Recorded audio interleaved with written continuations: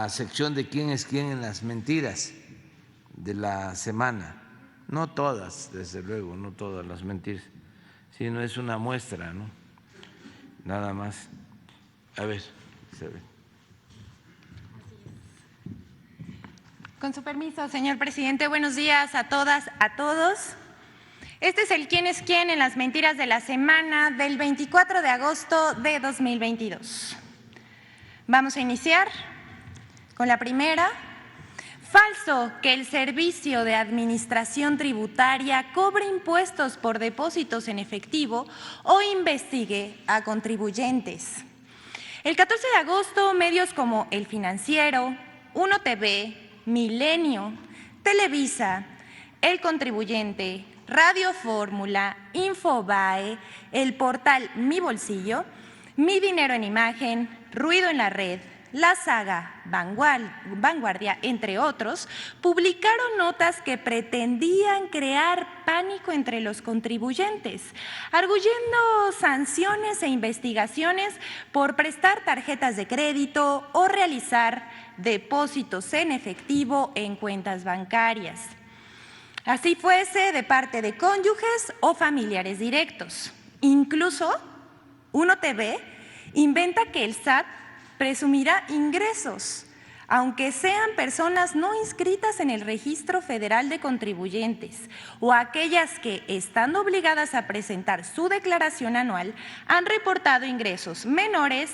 comparados con los gastos superiores al adquirir algún bien mediante tarjetas de crédito. Toda esta información que circuló no solamente en medios de comunicación, sino en redes sociales, es falsa. Al respecto, el Servicio de Administración Tributaria informó que no cobra impuestos por depósitos en efectivo realizados en instituciones bancarias. Es pertinente aclarar que todos aquellos depósitos que se realizan para gastos de padres a hijos o viceversa, pagos por catálogo como cosméticos, utensilios de cocina y del hogar, aceites esenciales, entre otros, tandas o préstamos personales, no se les vigila ni cobra algún tipo de impuesto. Por lo que la información que publicaron los medios ya mencionados es falsa. Sin embargo, como decimos, tuvo su impacto en redes sociales. Pero nos permite informar al pueblo de México. El SAT solo puede investigar al contribuyente que esté bajo un proceso de auditoría, fiscalización o revisión por parte del mismo SAT. Solo en aquellas auditorías que se detectan incongruencias entre gastos e ingresos.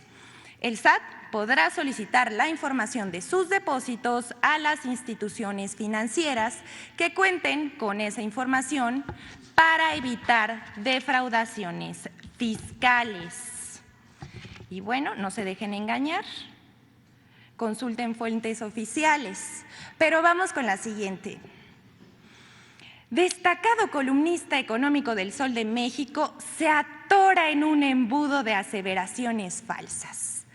Alberto Aguilar, el columnista del Sol de México, publicó el 22 de agosto una pieza titulada "Sigue embudo en Cofepris, 2.600 trámites rezagados, 176 nuevas moléculas y AMIF gestiona", en la que lo mismo critica al IMSS, al ISSSTE, la Secretaría de Salud y funcionarios de gobierno.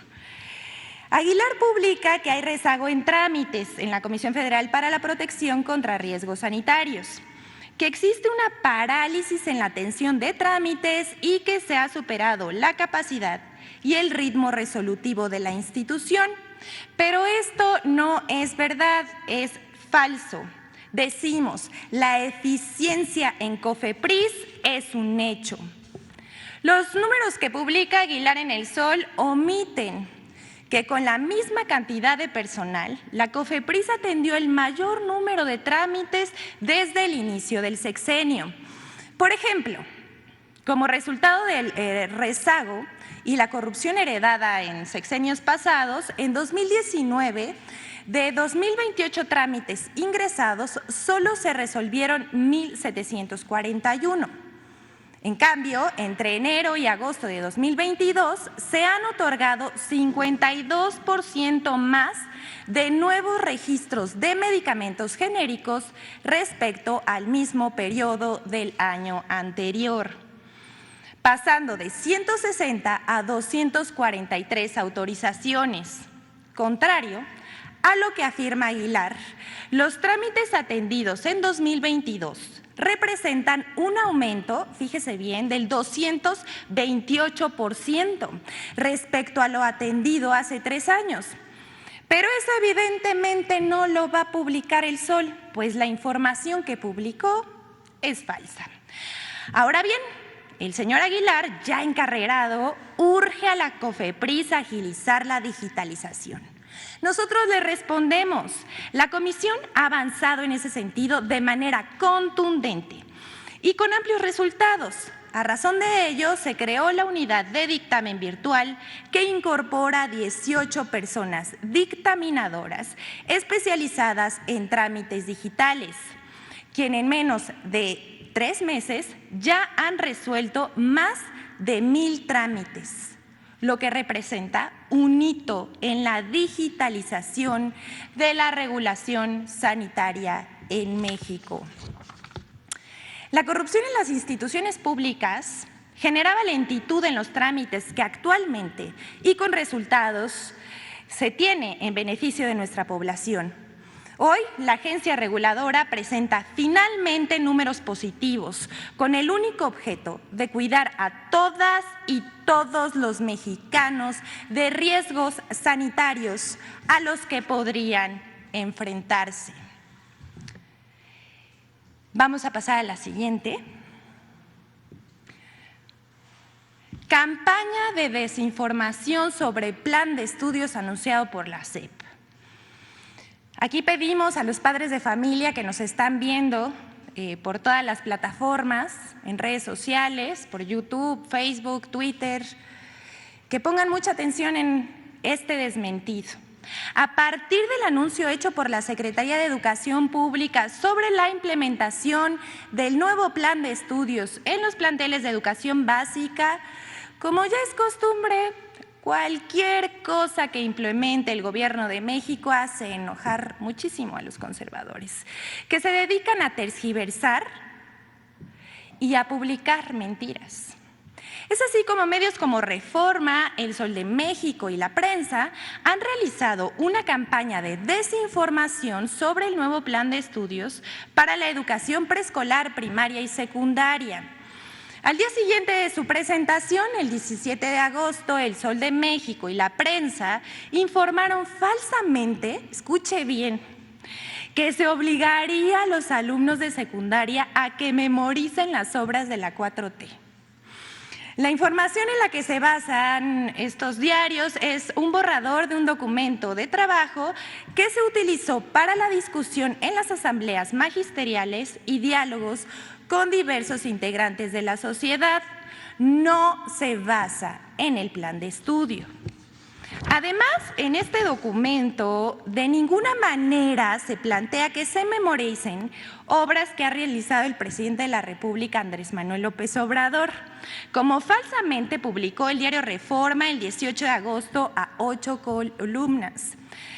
Causa risa, pero también es lamentable que esta sea la estatura de la oposición. Por ejemplo, El Sol de México publicó el 18 de agosto, enseñarán a hacer consultas populares en las primarias.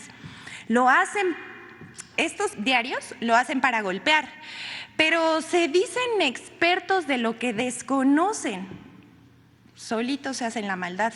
Pues esto no es nada nuevo. De hecho, el concepto asamblea está presente en los programas de estudio de educación básica vigentes e incluso en los de las reformas anteriores.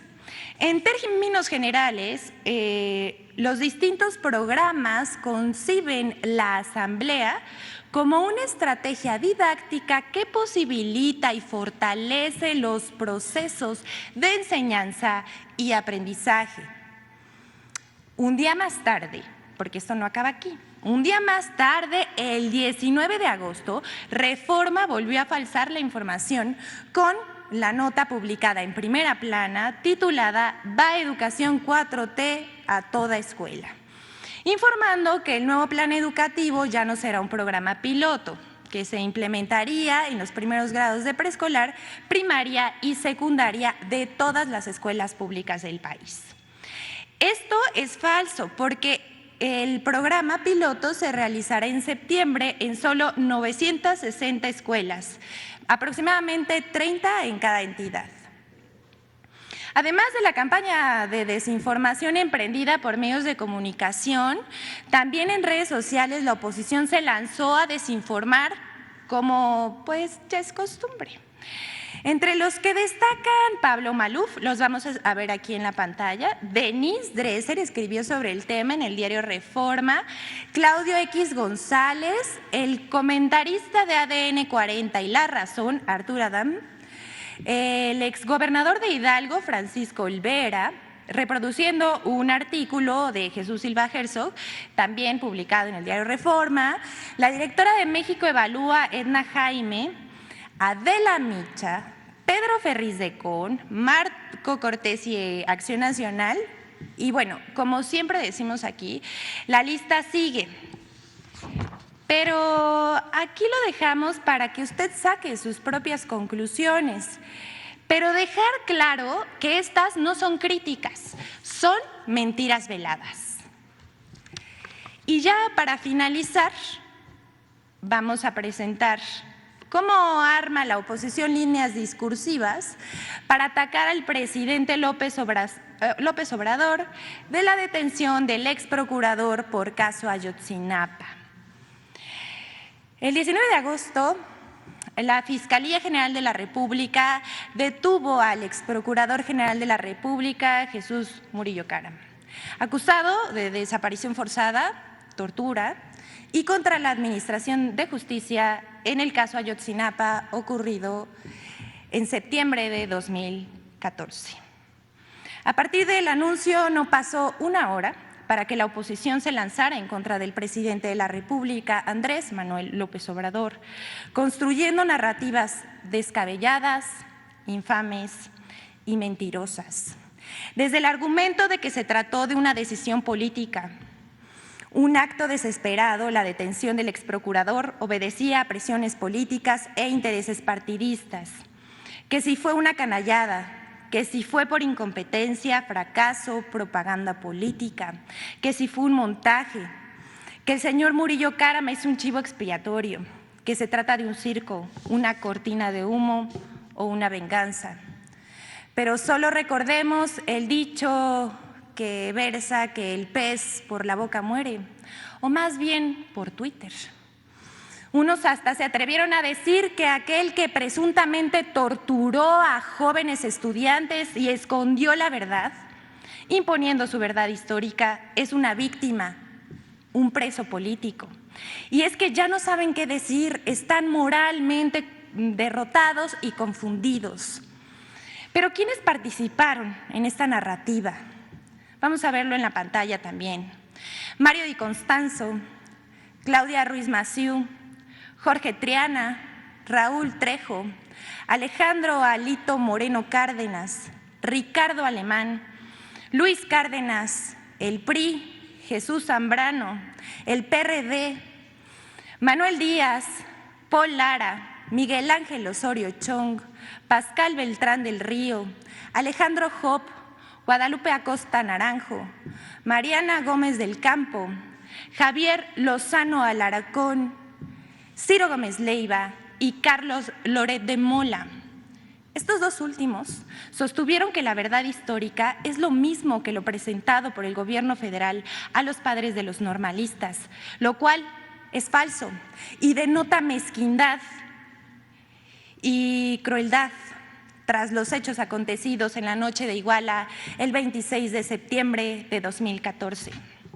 Emilio Álvarez y Casa hasta aprovechó para dar entrevistas en programas radiofónicos, además de pronunciarse vía sus redes sociales. Quien se llevó la mención especial es el periodista Carlos Marín, que se sostuvo en defensa del acusado, asegurando que es idiota pensar que él, o sea, Murillo Karam, es el autor de la verdad histórica. Recordemos que Marín ha declarado públicamente que los padres de los 43 normalistas desaparecidos debían ofrecerle una disculpa al exprocurador. Y también publicó una columna en la que continúa defendiendo al imputado. Pero primero, vamos a ver lo que dice Carlos Marín, por favor. Los padres de los 43, de quienes yo ya escribí, debieran irle a pedir perdón por las ofensas que le han propinado a Jesús Murillo Karam. Es la investigación criminal, si me permiten, con esto remato, es la investigación criminal más exhaustiva en la historia de México. Esto no para ahí. Escribe esta semana: sostengo y he sugerido en este espacio que los padres también deben agradecer a Tomás Herón. Sí, el satanizado, perseguido y prófugo exdirector de la Agencia de Investigación Criminal. La recuperación de miles de restos en el río San Juan que encabezó, porque merced a ella se corroboraron desde hace 7 años las identidades de 2 de las víctimas. Es indignante lo que hay que ver. Pero no solo es Marín, también participaron medios de comunicación como Proceso, El Universal, Milenio y Reforma, así como en programas de radio, conductores de noticias y supuestos especialistas en derechos humanos se lanzaron a decir que se dio carpetazo al caso Ayotzinapa, lo cual es absolutamente falso, pues el subsecretario Alejandro Encinas informó en este mismo recinto que lo presentado el 18 de agosto se trata de un informe de avances en el caso. La investigación no está cerrada, continúa. Vamos a pasar a un video final.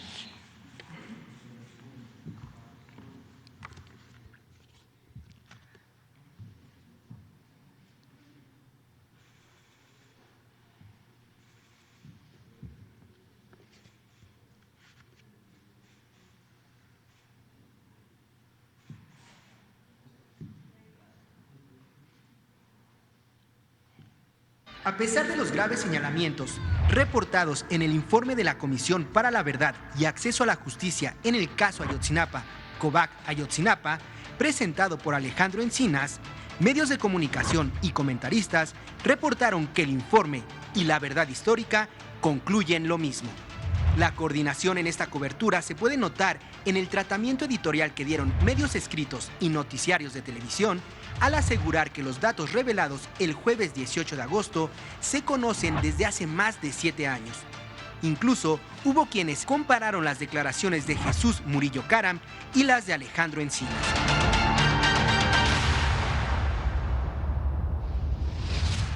El informe de la COVAC Ayotzinapa tiene sustanciales diferencias con la verdad histórica.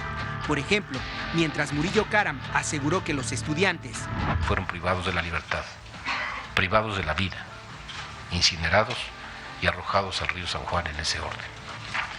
Esta es la verdad histórica de los hechos.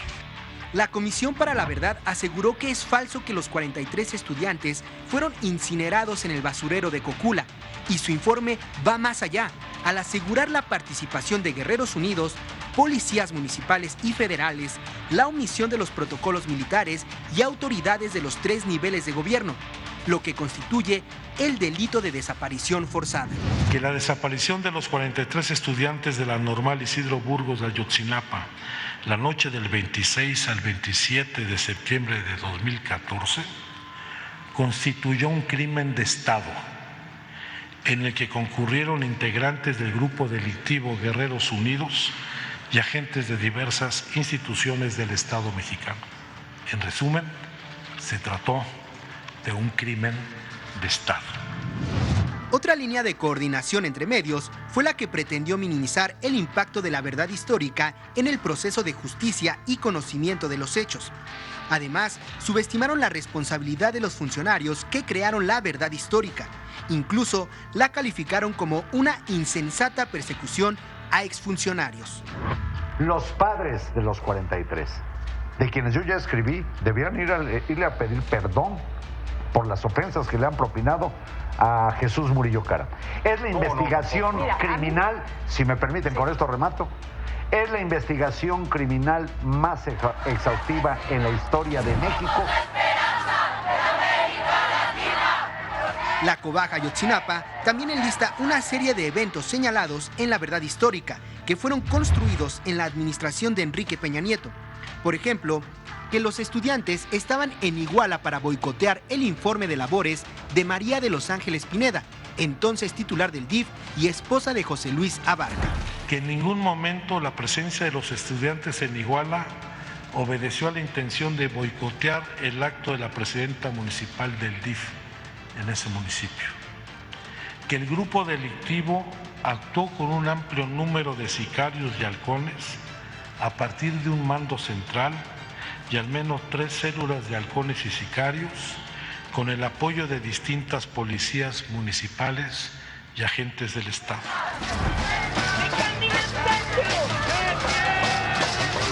Por último, la coordinación entre medios que más se notó fue la del silencio.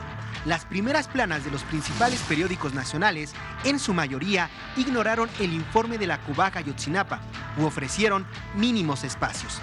Contrastante con el tratamiento que dieron en 2015 cuando Murillo Caram presentó la verdad histórica. La diferencia más notoria entre la verdad histórica y el informe de COBAG Ayotzinapa es que mientras la primera fue producto de testimonios obtenidos bajo tortura que pretendía evitar la investigación profunda que permitiera conocer la verdad de los hechos y la procuración de justicia,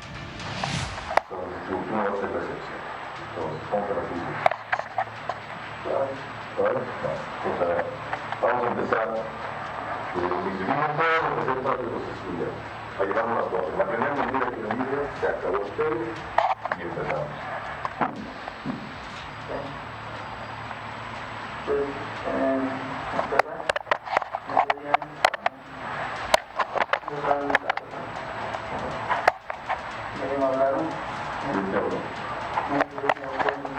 ¿Quién? Habla un poquito más fuerte. ¿Quién es aquí que empieza algo? Sí, porque va suave. Va por la suave.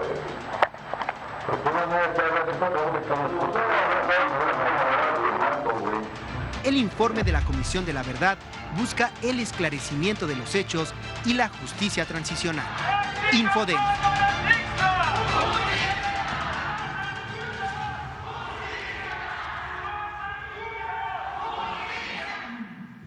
Justicia.